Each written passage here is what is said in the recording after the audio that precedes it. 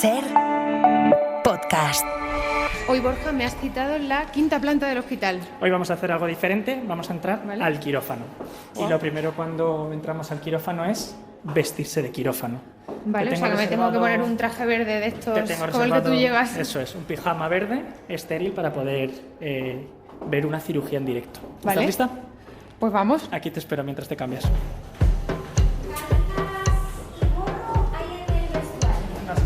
Sí, te voy a dar unas cartas. ¿Vale?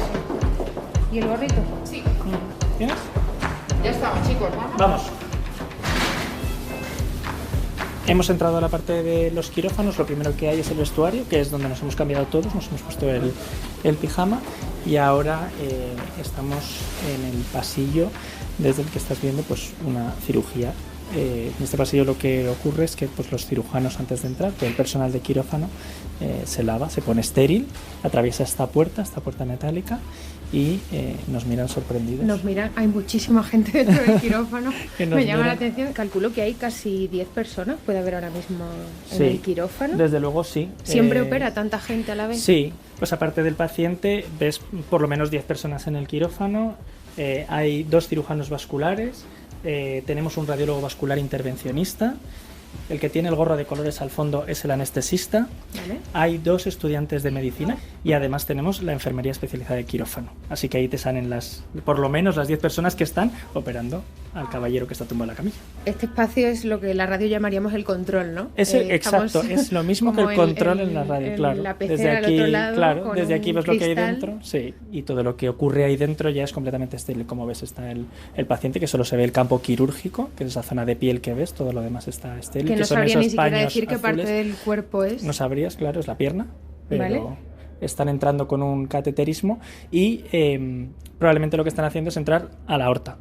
Están entrando a la aorta porque lo que van a poner es una prótesis dentro de la aorta, a través de la pierna. Tú fíjate, cuando entran con la prótesis se expande dentro del vaso sanguíneo. Y esto es probablemente porque tiene un defecto dentro de ese vaso, que es uno de los vasos principales del cuerpo, es el que lleva la sangre a todo el cuerpo, sale del corazón y la distribuye por todo el cuerpo. Mira, ahora se ponen justo... Ahí está sangrando muchísimo. No, tranquilo. Vale. Ahora lo que hemos hecho ha sido desplegar una prótesis, como ha comentado Borja, dentro de la aorta para sellar el aneurisma, y para poder poner esa prótesis, como es de un calibre bastante grueso, nosotros utilizamos una cosa que se llama introductores. Lo que has visto que ha salido un poquito de sangre es, al retirar el introductor queda el agujero de la arteria hasta que podemos bajar el nudo y dejarlo cerrado. Un poquito de sangre. Eso es lo que te ha asustado a ti. Un poquito.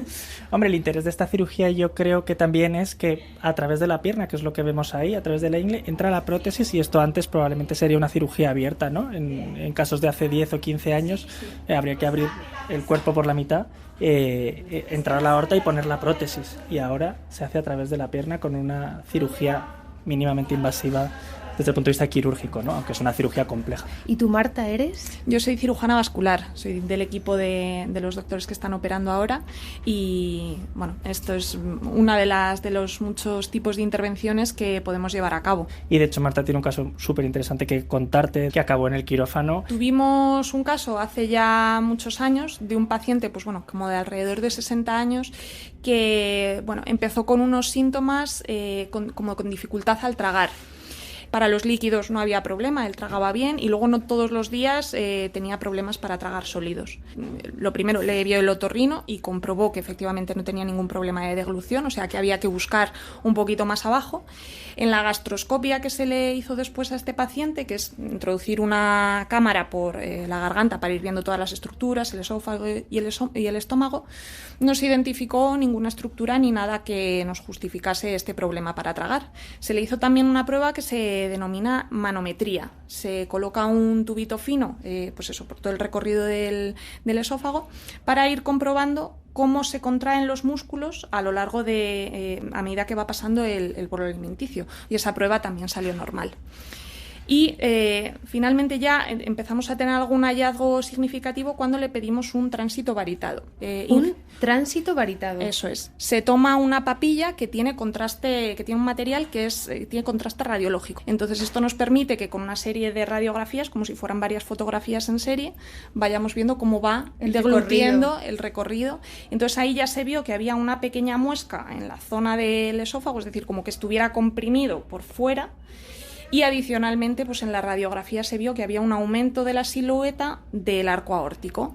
Y entonces eso ya nos hizo ponernos sobre la sospecha de que podía tener un aneurisma del arco aórtico. Y ahí entraste tú en escena, me imagino. Y ahí entramos, nos contactaron a los cirujanos vasculares y este paciente se pudo operar mediante una endoprótesis de aorta, que es, pues eso, parecido al caso que acabamos de ver aquí en el quirófano, pero un poquito más arriba, porque era la zona donde está más arriba la aorta. O sea, una dificultad al tragar que resulta ser un problema de la aorta. Claro, es un vaso tan grande que en cuanto crece un poco más, comprime las estructuras que están alrededor.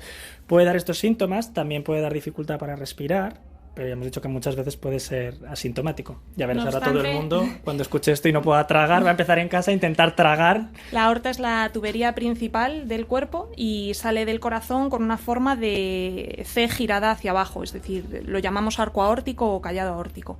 Y, como en el caso este que estamos viendo, pues en ocasiones se enferma y da lugar a una dilatación patológica, que es lo que llamamos aneurisma. Y un sangrado dentro del cuerpo incontrolado de la tubería principal, pues como te puedes imaginar, es de un riesgo vital altísimo. Y hoy en día es un paciente que traga bien. Hoy en día es un paciente que sigue sus revisiones y que traga bien, eso es. Ahora mismo ya están terminando la cirugía, ¿no? Ahora mismo está el paciente le están despertando y si está todo bien, luego baja a la planta. Probablemente se pueda ir muy prontito para casa, entre mañana y pasado mañana. De hecho ya se está despertando, porque se está empezando a mover las piernas. Me parece increíble que hace apenas 15 o 20 minutos se le estuviera operando la aorta y ahora el señor tal cual. Se vaya a ir a su habitación, sin soporte ventilatorio, sin nada, sí. Sí. Se ha desplegado un engranaje rapidísimo que parece funcionar a la perfección y ya están limpiando la camilla y me imagino que estará a punto de entrar el siguiente, ¿no? Claro, esto es un quirófano y todo funciona como una orquesta. Tiene que estar todo listo para el siguiente y perder el menor tiempo posible para que todo el mundo se pueda operar a tiempo. La persona que nos lleva por estos paseos, por ese hospital público, paseos no aptos para hipocondríacos, habría que decir, es Borja Quiroga, médico especialista en nefrología en el Hospital Universitario de la Princesa. ¿Qué tal, Borja? ¿Cómo estás? Muy bien, buenos días, Javier. Vamos a llamar esta sección algo así como le dolía la cabeza y era el menisco, ¿no? Ya te digo. Porque al final acabamos un poco con estos miedos. Luego cuando oigo el caso pienso, igual estamos destapando un poco la hipocondría de la gente, ¿no? Pero bueno. Al contrario, yo creo que produce tranquilidad saber que hay un sistema sanitario que te permite llegar al final del túnel, ¿no? Es que la medicina no es a veces, la medicina es un arte y hay que encontrar esos pasillos para el diagnóstico siempre. Exacto. Te voy a poner en un sitio incómodo para empezar, como representante de la sanidad pública que eres ahora mismo. ¿Ese quirófano se usa a las 24 horas? Ese quirófano, en un hospital hay dos tipos de quirófano, por decirlo de alguna manera, los quirófanos programados y los quirófanos de urgencia. El quirófano de urgencia está 24/7 funcionando para lo que pueda llegar. Está reservado para las intervenciones urgentes. El quirófano programado no se usa 24/7, no se opera por la noche. ¿Pero en general por la mañana sí. ¿Debería? Bueno, es una pregunta muy interesante. Todo lo que se pueda optimizar, bien está. Y optimizar el tiempo también es optimizar recursos. Pero también tiene ciertas complicaciones realizar cirugías de noche, que incluyen, por ejemplo, el descanso nocturno de los profesionales que entran a un quirófano e incluso el del propio paciente, que puede entrar de madrugada a un quirófano. Entonces, esto no es una duda que surja hoy, hace mucho tiempo que se habla de esto, de los tiempos, pero no solo quirúrgicos, también de determinadas pruebas de imagen, por ejemplo, ¿no? Claro, que se puedan hacer 24/7 o dejar la noche libre, ¿no? Y tiene condicionantes más allá de solamente el tiempo de la prueba o la eficiencia, digamos, ¿no? Sí, pero siempre supongo que hay una relación entre la gestión que se hace de esos recursos y la reducción de la lista de espera, que eso es lo que a todos nos gustaría. Sí. Si quieres saber mi opinión sobre esto, sí, hay pruebas que se pueden hacer por la noche, sí, sobre todo algunas pruebas de imagen. Y yo creo que lo que hay que hacer es partícipe al paciente de esta decisión. ¿Usted quiere hacerse una resonancia magnética a las 2 de la mañana y esperar 2 semanas? ¿O prefiere hacérsela en un horario más convencional y esperar 2 meses, claro. Creo que eso está bien, pero insisto, la nocturnidad, las condiciones laborales también hay que tenerlas en cuenta, porque también uno puede estar 24 horas en el hospital, pero tiene que conciliar. Pero y eso es importante. Tendría ¿no? que haber más turnos, más gente, mejor pagada, por supuesto. Sí, pero que tampoco es lo mismo trabajar exclusivamente por la noche a tener un turno de mañana, ¿no? Y eso, bueno, es un debate muy interesante, desde luego. Esta cirugía, tú lo contabas en el reportaje, hace 15 años sería impensable, te habrían abierto un canal. Claro, esto luego nuestro invitado seguro que nos lo va a contar mejor que yo, pero a mí me parece alucinante que este tipo de técnicas mínimamente invasivas condicionen que te están operando la aorta un día, un martes, y el jueves te puedas ir a tu casa. La aorta a la altura de...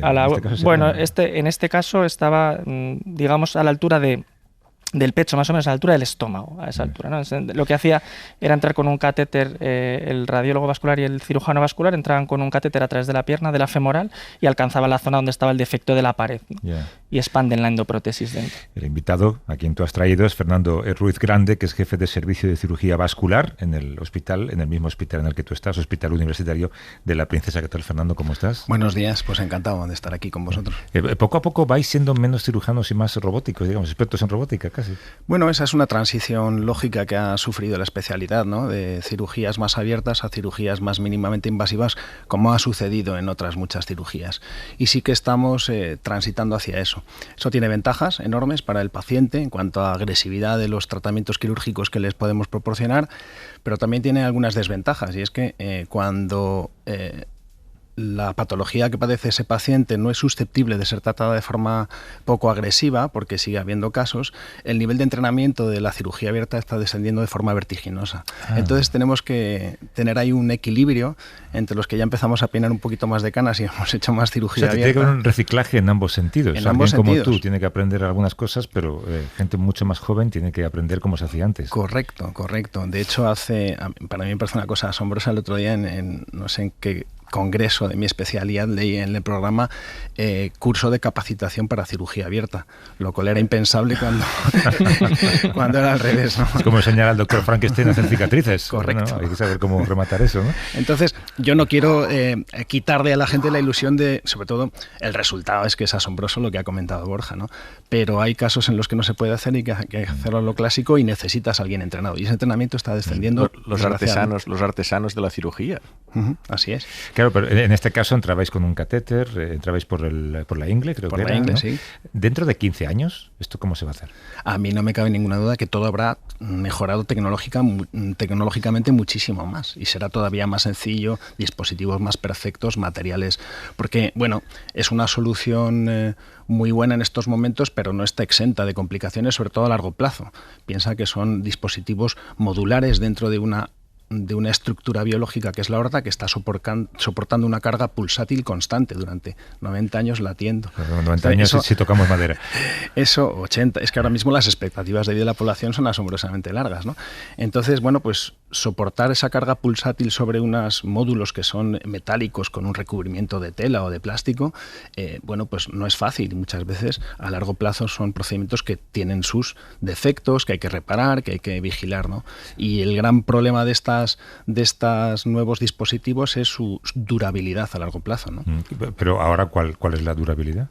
Bueno, pues estas endoprótesis tranquilamente tienen unos resultados excelentes hasta un rango entre 5 y 10 años. A partir de los 10 años empiezan a dar problemas la mayoría. Hay que ir al taller, ¿no? Pero si hablamos de la técnica en sí, ¿puede llegar un momento en el que tú solamente supervises lo que se va a hacer de manera absolutamente robotizada? Da miedo, pero sí. Da miedo pensarlo, pero es muy posible que eso...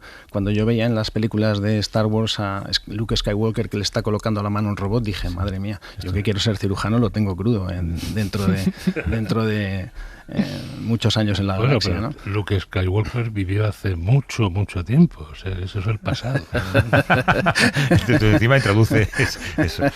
No, pero es asombroso pensar esto, ¿no? Pero al final os podéis convertir como pilotos de aviones, que en el fondo estáis supervisando lo que de manera automática el aparato va haciendo, ¿no?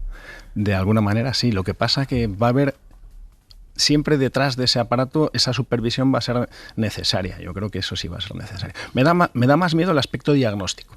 En el aspecto diagnóstico, temas como la inteligencia artificial pueden procesar montones de datos que un médico puede tener una experiencia ya en el otoño de su vida profesional, de haber visto muchos pacientes, muchos síntomas. Un radiólogo habrá visto 3.000 radiografías en su vida, pero si tú le metes 50 millones de radiografías a la inteligencia artificial, te va a decir esto es esto, esto y esto, con una capacidad y con una certeza... Bueno, ya se hace, ¿no? Sí, así es. Ahora los radiólogos supervisan aquello que la inteligencia artificial no es capaz de detectar. Yo en el ámbito diagnóstico veo que la rentabilidad y el futuro son de muchísimo vértigo. Salvo a lo mejor para casos muy raros, ¿no? Quizá ahí el robot se pueda despistar porque él trabaja con estadísticas al fin y al cabo, ¿no? Ahí está lo que ha dicho antes Borja, el arte de la medicina, ¿no? Entonces, hay un punto en el que yo creo que somos insustituibles, o espero que lo seamos. Es que de momento para lo estándar está muy bien, pero para lo que no es lo habitual, yo creo que ahí todavía tenemos un largo recorrido,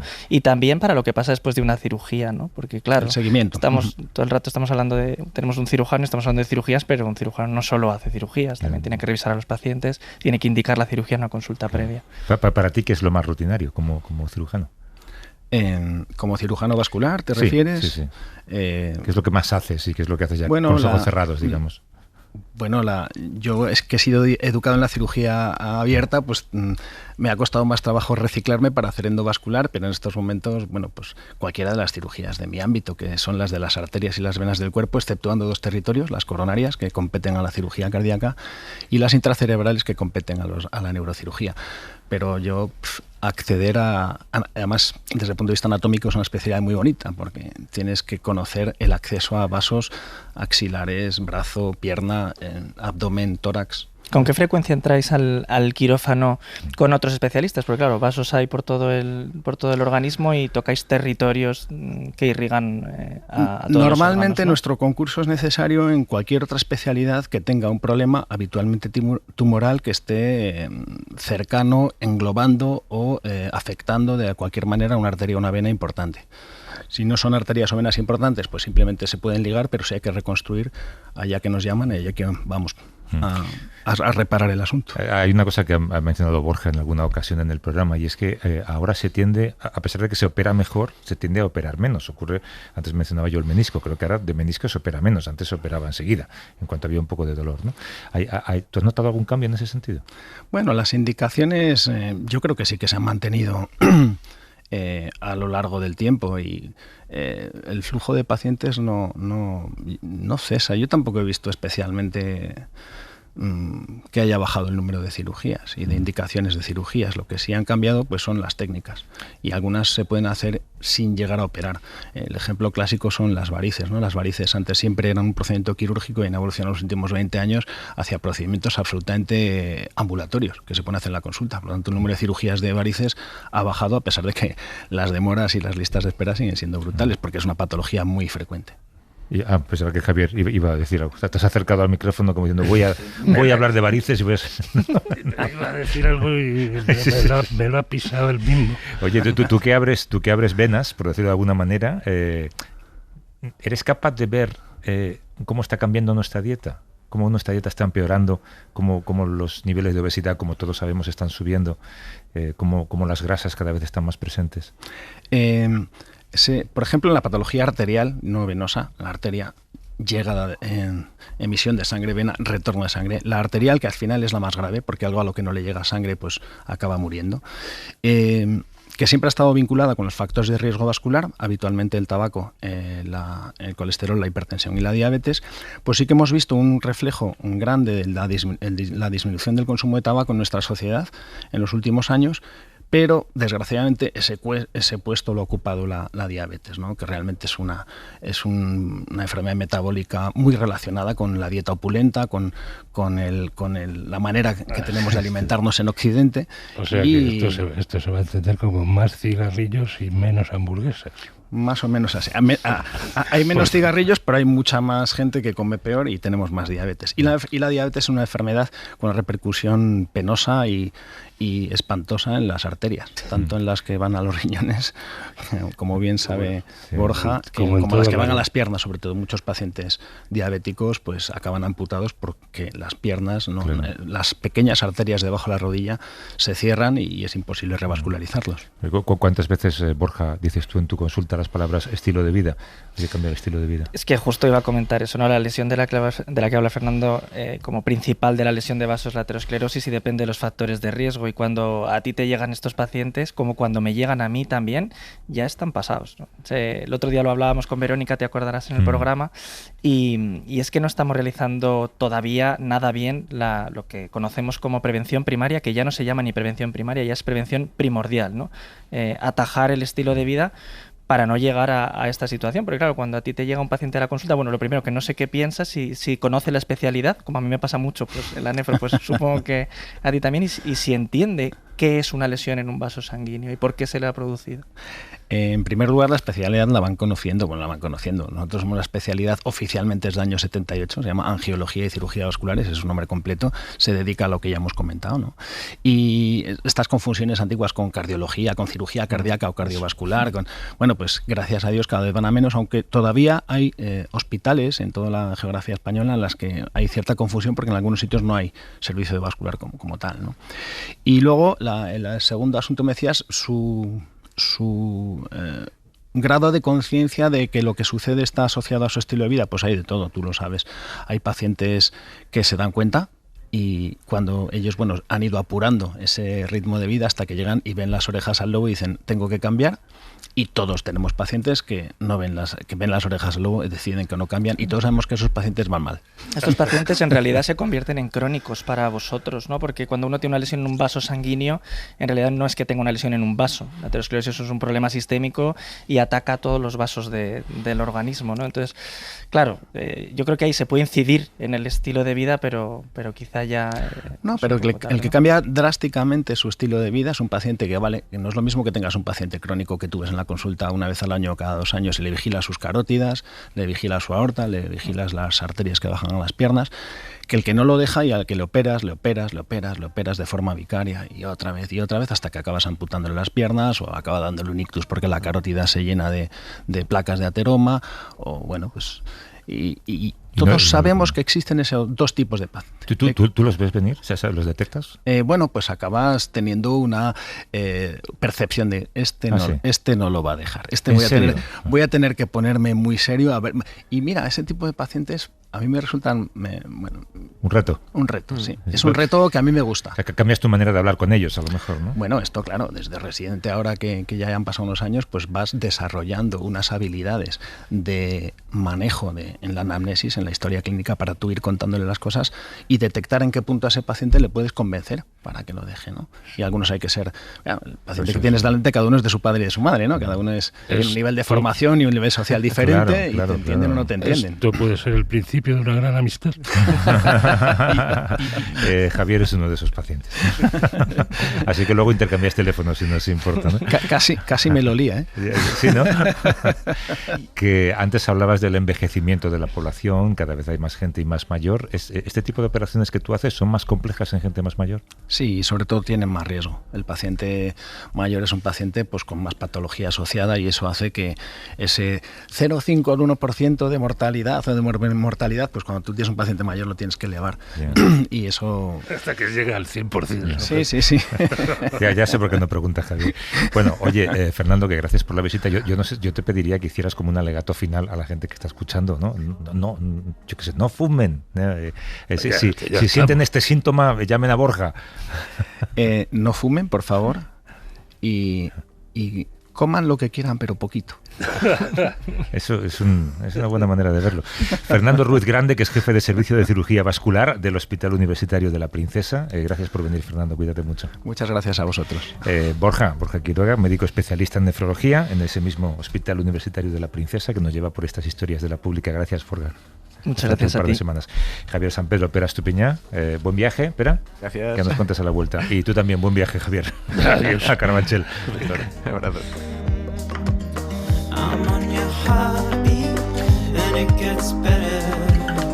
tell me there's hope in it all.